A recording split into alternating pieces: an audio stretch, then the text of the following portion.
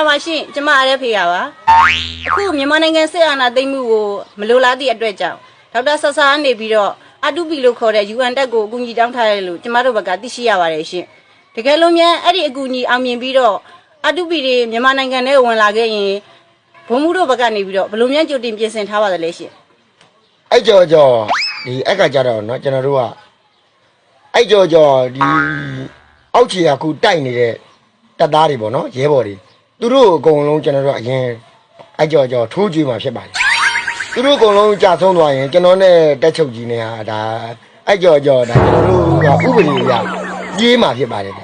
ဘယ်လမ်းနဲ့မြန်ပြေးမှာပါလဲရှင်မဟုတ်ဘာသဘောနဲ့မေးရတာဟိုကျမပြည်သူတွေသိကျင်နေရထင်လို့မေးကြည့်ရပါရှင်မဟုတ်ဘာကြီးရချက်နဲ့မေးရလဲပြောတာဘာကြီးရချက်နဲ့မေးပြည်သူတွေသိကျင်နေရထင်လို့ကျမမေးကြည့်ရပါဟာလီမှမဖြေဘူးဗျာ Makes American great again